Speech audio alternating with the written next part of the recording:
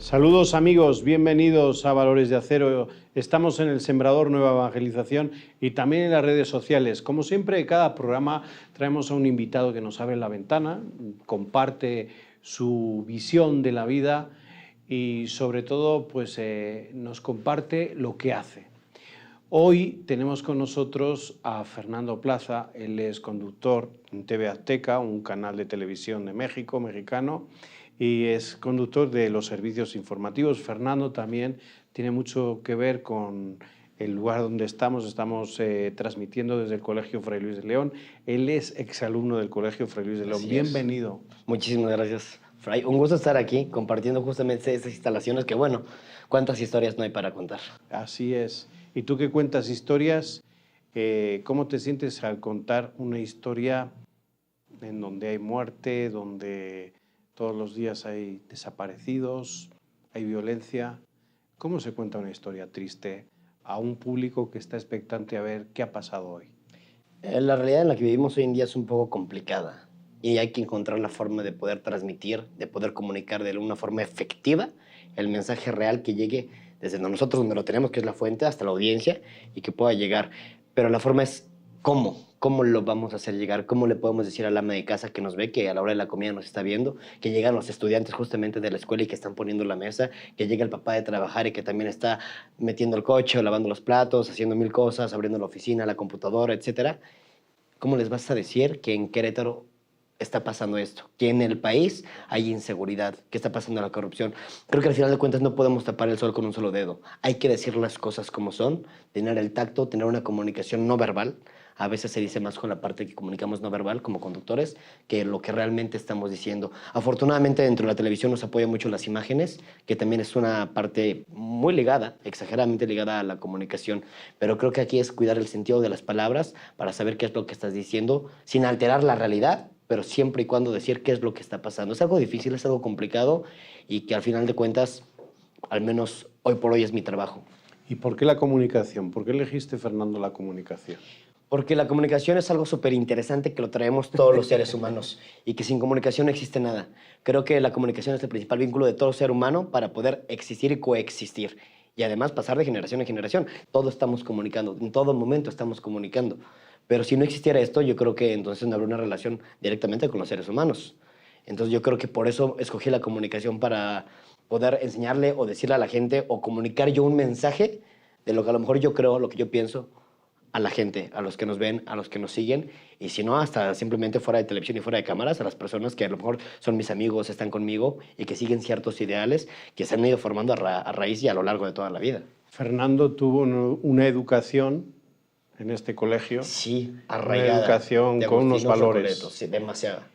Eso ahora, ¿cómo se transmite en un servicio informativo a una gente que te está viendo? Es algo complicado, porque un ejemplo claro, no sé, hablando de que te enseñan aquí la parte de lealtad, de honestidad, de responsabilidad.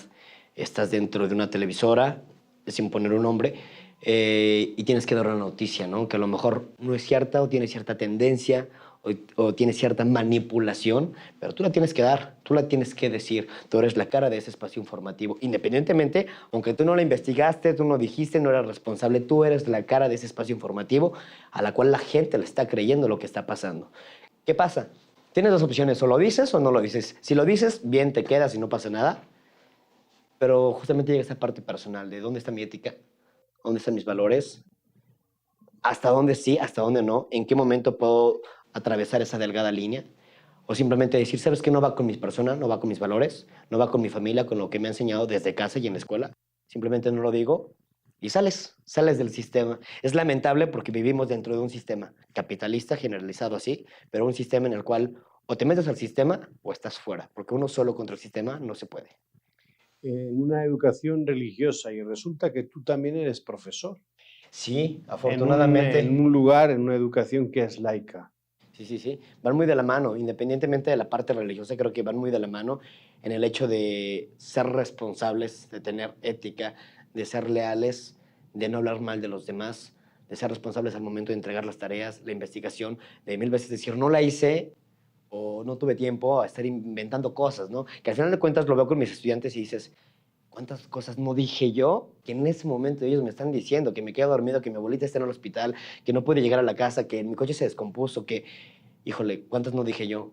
Entonces yo creo que, y justamente es la forma en la cual yo intento ahora educarlos y transformarlos. Prefiero que me digas la verdad. No lo hice porque me fui al partido de fútbol, no lo hice porque me fui al cine, ¿ok? Ahora tú mismo proponme una solución. Profesor, yo le propongo que igual lo entrego mañana o hoy mismo en esta clase antes de que usted se vaya, pero con un 80% de calificación. Ya no con el 100, con el 80. Me parece, estoy de acuerdo. Entrégamelo, tienes hasta las 12 con el 80. Creo que esa es mi forma, al menos en la que yo personalmente estoy tratando de cambiar esa parte para que la gente pueda ser Y más ante honesta. una sociedad que nos invita más al audiovisual, ¿no? Y no a leer, imaginarte, comprender un texto, imaginarte el texto, adquirir una comprensión de la lectura, nuevo vocabulario. ¿Tú qué haces a los muchachos para invitarles a que lean, lean y relean? Es bien difícil porque al menos dentro del sistema educativo a mí me piden que todos los semestres mínimo 3 libros por semestre, ¿no? Tengo que ver la forma de cómo lo voy a evaluar. Y esta parte clásica de lean de la página 1 a la 100 y vamos a hacer un resumen o les voy a hacer 10 preguntas, eso no funciona. O sea, la gente no lee, la gente baja el resumen de internet, se da una idea, parafrasea, escribe a lo mejor cosas que ve igual y esto pega y listo, ya saqué la materia, igual lo saqué con un 6, con un 7, pero la saqué.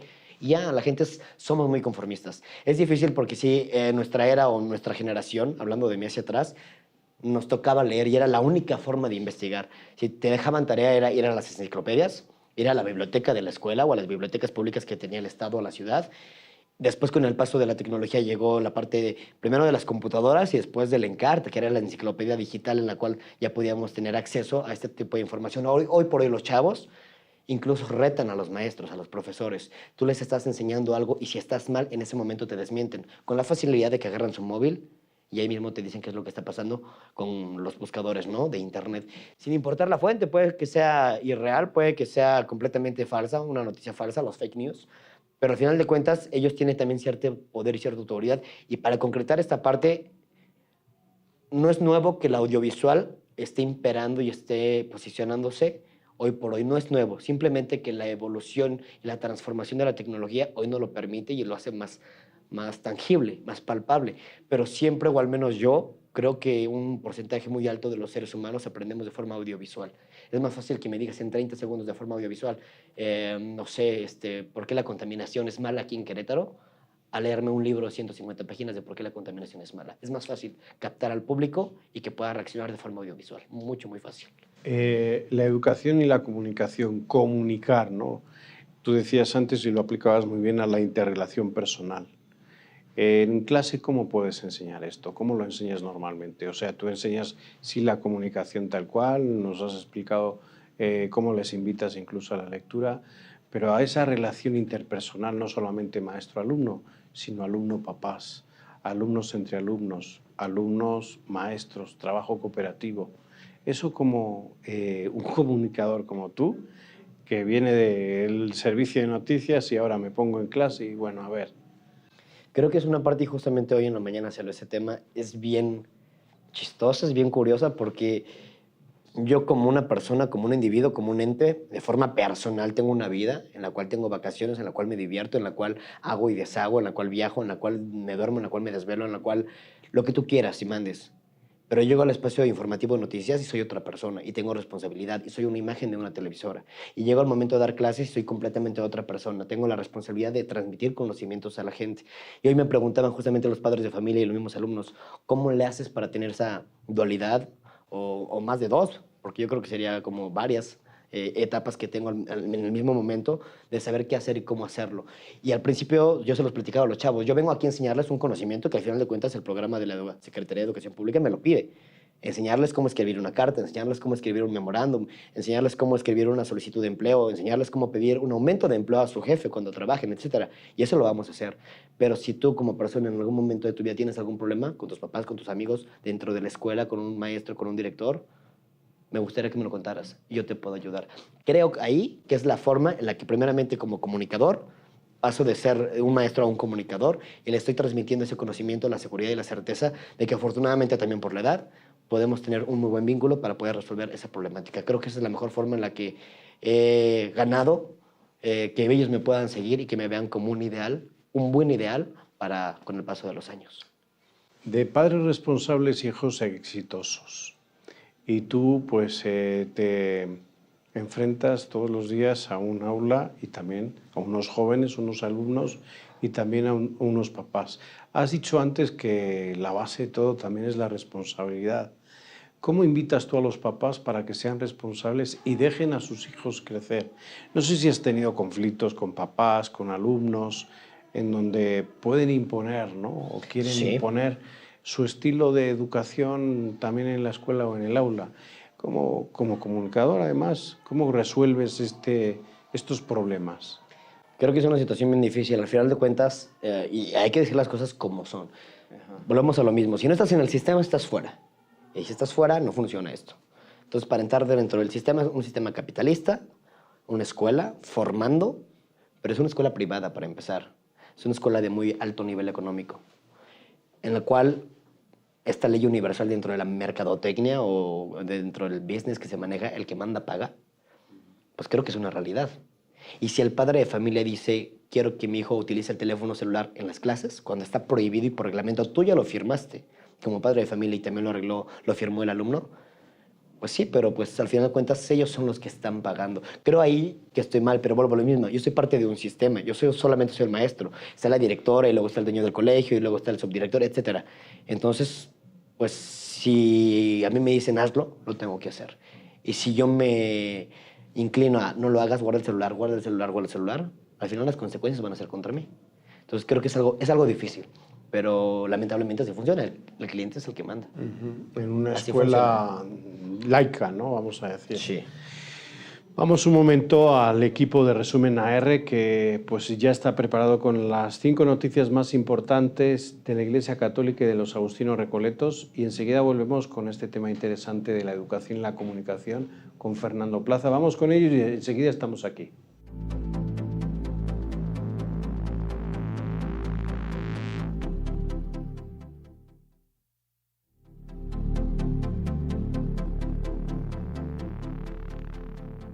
Muchísimas gracias al equipo de Resumen AR que nos ha facilitado las 5 noticias más interesantes de la Iglesia y de los Agustinos Recoletos. Estamos en Valores de Acero, retransmitiendo en el Colegio Fray Luis de León, en Santiago de Querétaro, en México. Y con nosotros está un exalumno de este colegio, Fernando Plaza.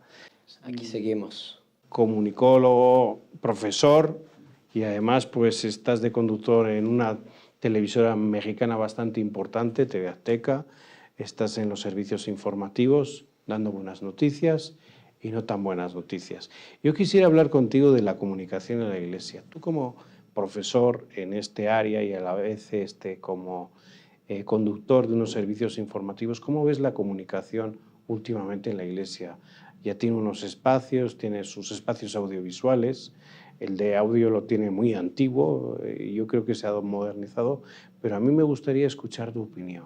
Creo que la tecnología, la forma en la que vivimos, la forma en la que comemos, la forma en la que vestimos, todo evoluciona tan rápido, vamos a pasos agigantados, que creo que en esta parte la Iglesia se ha quedado todavía como rezagada. Si bien ha evolucionado, si bien ha caminado, si bien ya tenemos, como explicabas, algunos espacios informativos, algunas partes o canales que ya están dentro de la parte de sistemas de cable, televisión abierta también, pero la forma en la cual tú, y te lo digo como comunicador, Sí, que estudié esta materia y que sé cómo funciona la televisión, cómo entretener al público, cómo engancharlo, cómo hacerlo que te vean, cómo no perder a tu audiencia, cómo incrementar a tu audiencia. Es un trabajo interesante a través de palabras, de imágenes, de sonidos, de efectos especiales, de música, para poder entretener a la gente. Y creo que esa parte es la que aún le falta a los espacios que tiene hoy por hoy la Iglesia. Sin manejar una parte más jovial, más moderna, más dinámica, más rápida, más como Twitter. Yo siempre pongo el ejemplo de Twitter. Ahorita ya lo aumentaron, pero hace un año eran 140 caracteres. Si tú no cautivas a tus seguidores, así tengas uno o tengas 10,000 seguidores, si tú no lo cautivas en 140 caracteres, se te van. Entonces solamente tienes una oportunidad. Y son 140 caracteres para cautivar a tu audiencia y decirles un mensaje completo. No dejarlos como responder las 5 preguntas del periodismo, el qué, cómo, cuándo, por qué y en dónde. Igual funciona con esa parte de la Iglesia. Tienes que responder todas las preguntas, tienes que cautivar a tu público de una forma en la cual tiene que ser también muy breve, pero de una forma audiovisual. platicábamos hace rato de cómo la parte audiovisual permea hoy por hoy en los jóvenes y funciona igual. Todos los seres humanos preferimos la parte audiovisual y simplificada. Por eso los noticieros en la noche son así. Van directo a la noticia, a lo que pasó. Y en la mañana es completamente diferente porque la gente no ve televisión, escucha la televisión. Prendes la televisión, pero te estás bañando, estás preparando la comida, estás planchando los uniformes, los niños están cambiando, solamente escuchas televisión. Y con ese formato televisivo que ya existe, así deberían de ser los canales también de la iglesia. Por la mañana la gente no ve televisión, debes de hacer cosas muy auditivas y por la noche cosas muy audiovisuales para que la gente los pueda consumir. ¿Por qué hay miedo a los medios de comunicación dentro de la Iglesia Católica? Hay ahora una apertura, sobre todo en algunos obispos, a abrirse al Twitter, a las redes sociales. Están descubriendo que, como decía Benedicto XVI, ese es el nuevo púlpito. Pero hay miedo también. No, cuida, que ahí viene un periodista, hay que cuidar. Oye, esto no lo digas, esto si lo dices. Nos falta formación también para la comunicación. Sí, por supuesto. Y yo creo que eso viene en materia de comunicación y de semiótica, se llama como un imaginario social. Esto quiere decir que si yo digo la palabra diputado, el imaginario social, corrupto, roba, no trabaja, no ve por el país, pero gana muy bien, ¿no? El imaginario social igual también de una figura religiosa también es lo mismo y hay que abrirnos. Igual de un periodista, es agresivo, solamente viene a sacar chismes, a ver qué encuentra, a ver de qué pie cojeo, para de ella hacer nota y una de dos, o divulgarla y sacarla, o pedirme dinero para que no la saque al aire, para que no se transmita. Pero hoy por hoy con los medios masivos de comunicación y con la parte de las redes sociales, bueno, esa parte se ha quedado un poco inservible. Pero sí, son imaginarios sociales que existen y creo que sí hay que modernizarse, de saber, ni todos los políticos son corruptos, ni todos los periodistas funcionamos así, y ni todos los religiosos están en esa parte como se les vemos o como los pensamos o como la mayoría de la gente lo piensa. Creo que es una parte de error de comunicación en la cual sí tenemos que trabajar mucho, demasiado. El Papa Francisco dice nuevos modos, nuevos estilos, nuevos lenguajes. Es correcto, es correcto. ¿Qué Mejor pasa? no se puede decir. ¿Qué pasa en la iglesia? Yo creo que Tú simplemente... como comunicador, cuando entras a una iglesia y ves que el obispo empieza a hablar, cualquiera, y tiene un lenguaje que es que uno lo ve. Si no cambiamos el lenguaje, se nos va la audiencia. Es lo que te decía, es el sistema. Si tú no estás en el sistema y hoy por hoy el sistema te dice que hables así, que te vistas así, que te comportes así, entonces no perteneces, no estás en el sistema y no funcionas, no existes. Creo que sí me ha tocado ir de diferentes misas en donde la misa es muy pesada, las palabras, el ritmo que llevan, los cantos exageradamente largos, las voces a veces no tan agradables. El sermón del padre también a veces utiliza palabras muy rebuscadas que no son aptas para el lenguaje, a lo mejor para una persona vivida y experimentada, por supuesto que sí, pero para los jóvenes, incluso para los niños que ya empiezan o que van a misa y que tienen esa costumbre, porque viene de familia, viene de raíz y viene de valores, no lo van a entender. Pero me ha tocado también la oportunidad de ir a misas en donde el padre habla de una forma muy jovial, que te cautiva, y quiero más, y quiero más, y quiero más. A mí me tocó aquí un fraile, Fray Rafael de Luna, estuvo, si no me equivoco, como director de secundaria, luego estuvo en la preparatoria y demás, y aparte asesor, ¿no?, en la parte espiritual y demás. Impresionante, impresionante el clic que hacía, o que hacíamos los alumnos con el padre. ¿Pero por qué? Porque justamente nos hablaba en nuestro idioma. Creo que ese es el clic y es la forma, o cambias o te quedas fuera del sistema. Sí hay que cambiar. Hay que cambiar el estilo, el modo y el lenguaje. Tú como conductor de unos servicios informativos, ¿cuesta dar buenas noticias? No, creo que es lo mejor que nos puede pasar. El dar buenas noticias, el decir... nosotros tenemos esa tarea como periodistas. Si bien están pasando las cosas malas y si bien hay explosiones y contaminación y si bien hay corrupción y si bien hay inseguridad, etcétera, mil cosas de las que hay que hablar todos los días y que no podemos tapar ni ocultar, también hay cosas que nosotros, al menos dentro de TV Azteca como línea editorial y como periodistas, nos preocupamos de esa parte. De decirle, sabes que no todo es malo. Te voy a enseñar en 30 minutos lo que está pasando, pero también, o antes o al final, o en el transcurso del noticiero, te voy a platicar una historia que vale la pena. Y jugamos con la parte de la música, de cómo contamos una historia, cómo revelamos el final, cómo decimos que hay personas todavía con valor, que hay personas que son héroes en el planeta y que a veces no son reconocidas. Acciones tan sencillas y que jugamos con las emociones y los sentimientos de la audiencia como si fuera el cine, como si fuera una montaña rusa. Estamos aquí, luego los bajamos y luego los volvimos a subir a un clima, ya un éxtasis, y al final hacemos el desenlace. Vean que sí se puede, vean que no todo está perdido, que hay humanidad y que juntos podemos hacer muchas cosas. Eso es lo que se necesita. Exactamente. Y dentro de todo esto, a la hora de ser conductor de un servicio informativo, no solo tú, cualquiera, también un servidor, se puede subir el ego. El otro día, el Papa Francisco, a los grupos de periodistas extranjeros que en el Vaticano les decía, hagan su servicio por bien de la humanidad, pero sobre todo sean humildes.